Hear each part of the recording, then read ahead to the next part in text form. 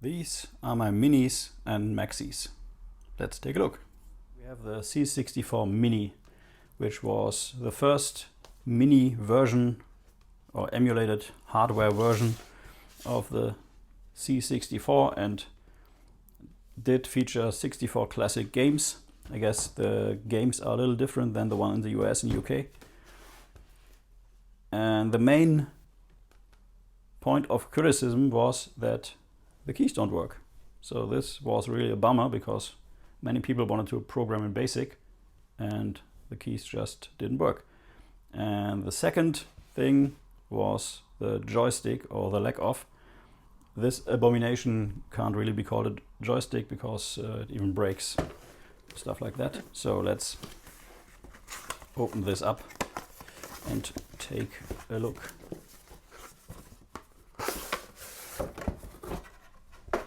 So inside the cardboard box is another cardboard box, and inside that we have the Mini. I did send one of these to Adrian Black a few months ago, or a year, don't quite remember. And does come with the USB cable, the joystick. I guess there's also an HDMI cable, which isn't in here, and a quick start manual. Actually, if you go online, you will find a really nice, almost complete book with all the things you can do. And what's special about this machine is that they got firmware updates all the time. So if you compare the Mini when I got it with the firmware that's out now, that are two completely different machines. So you can emulate pretty much everything on this machine, from memory expansion to you name it. So these things have gotten really good. As I said, only criticism is no real keyboard. But you can actually mod this to be a real keyboard, but I'm keeping mine stock. Yeah, that's the Mini. And if you put on a firmware, a recent firmware, it's pretty much the same like the Maxi, except for the keys. So we will fire up the Maxi in a minute and put this back in the box. You can get these for 30 euros or so in Germany right now in some stores. So might be a nice pickup if you want to mod it or put it in a shelf or something like that. Or play a game, but as I said, the joystick is really crappy. Next up, we have the machine everyone likes. And that is the C64. It's called the Maxi, but doesn't say anywhere on the box. And this one has a full-size working keyboard, 64 games, also some VIC20 games, and a real micro-switched joystick. So if we open it up, we have a separate box with the joystick.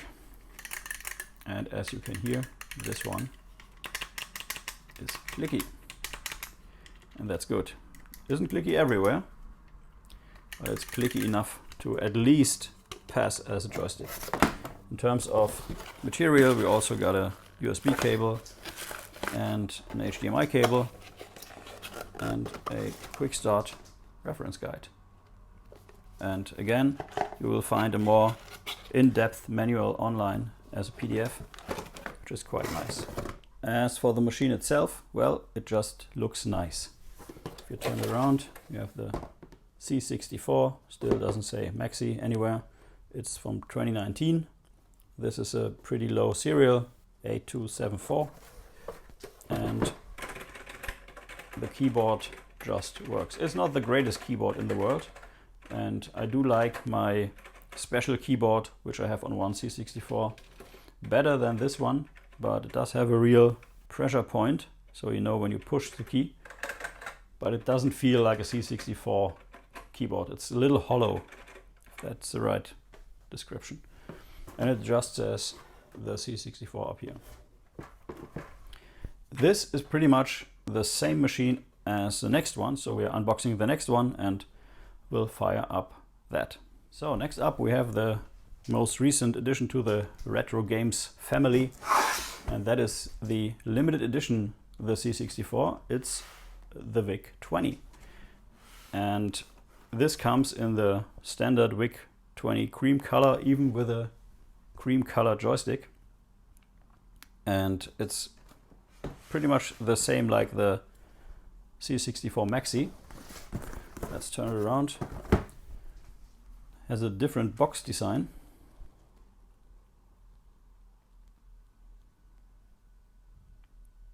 These pictures are not the same as on the original, but they resemble them at least a little. These are also available right now in Germany, cost about 120, just like the C64 Maxi. And well, let's open it up, see what we got. In terms of accessories, we get again this box, this time with the cream color joystick, and it says the VIC20 up here. Still clicky, nice.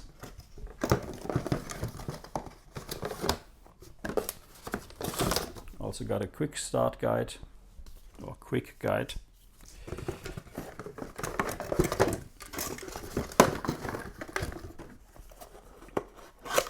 And this box should be complete because I didn't even open it. Oh, there's a power supply, HDMI, no, that's USB, and an HDMI cable.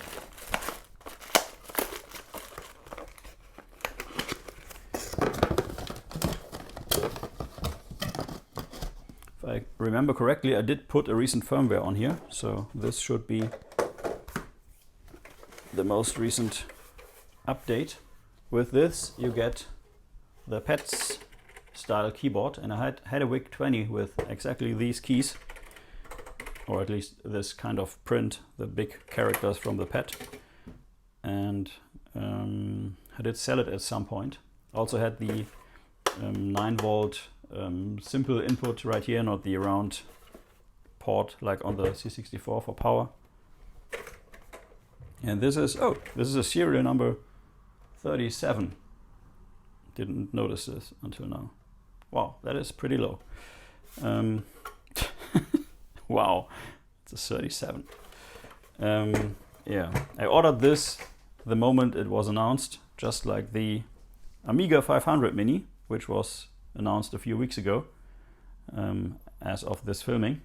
Let's connect it to TV and see what it does. Okay, all set up. Let's fire it up.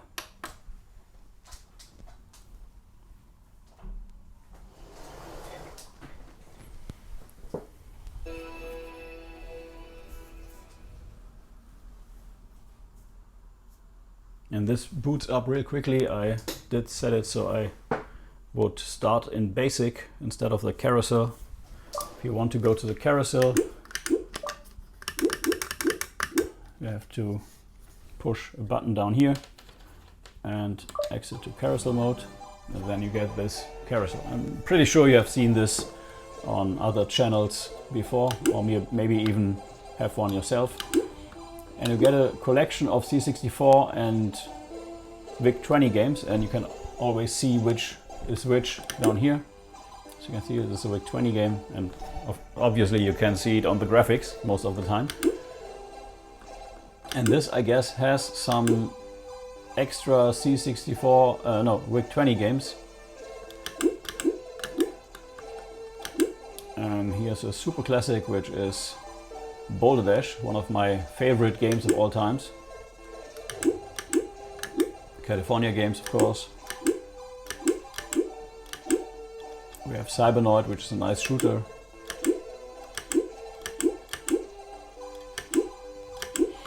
Galancia, which is a quite recent game from 2017. And this is Galancia Mini, so it's a reduced version. I guess it has fewer levels. Gribbly's Day Out, also a classic. Grid Runner. Heartland, I got that played these back in the day. Impossible Mission, of course, one of the super classics because it had those smooth character animation. Jumpman.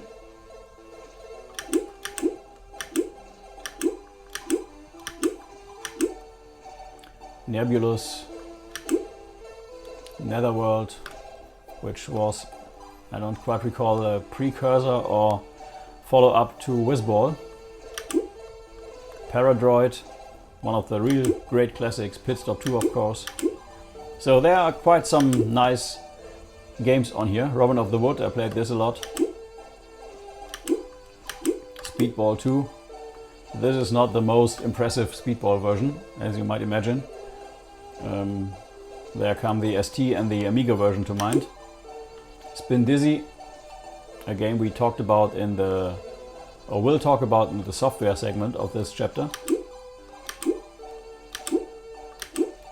Not a great sports games fan, but Summer Games 2, of course, a joystick killer. Super Cycle. Temple of Abshai trilogy. Iridium, one of the big shooter classics.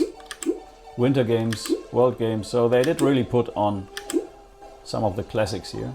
So this is not a cash grab in terms of emulate something, stick it in a case and go for it.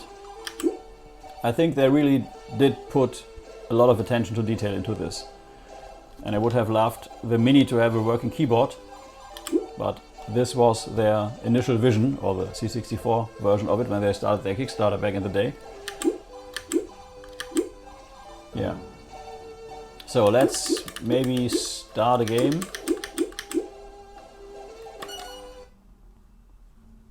And this loads instantaneously because there's no really load time. Do you require music? Yes, please.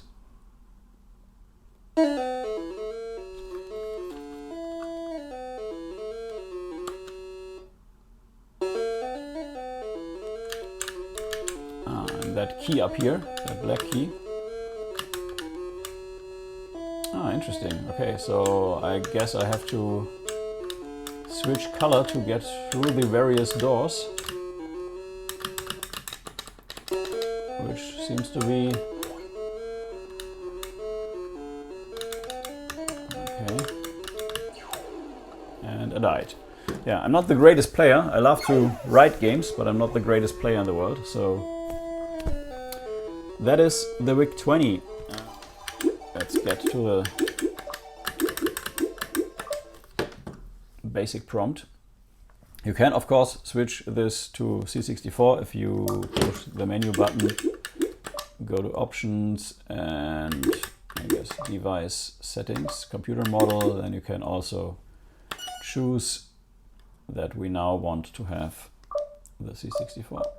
Yes, so this was the last chapter of part 1 of this Room Tour series. So if you watched them all, thank you. If you didn't, they are still there if you would like to. And coming up next chapter would be about the Amstrad CPC, which was my second computer.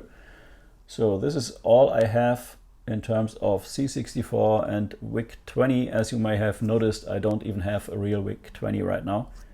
I only have this emulated machine.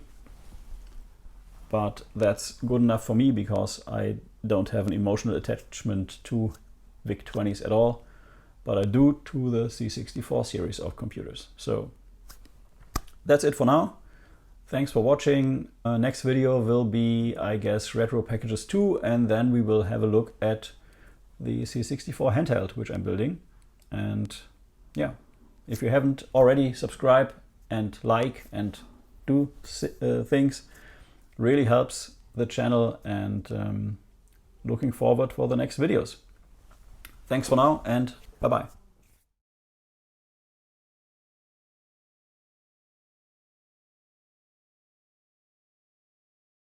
This is Retro is your new black. If you are new to the channel, please like and subscribe. Thanks for watching, and until next time.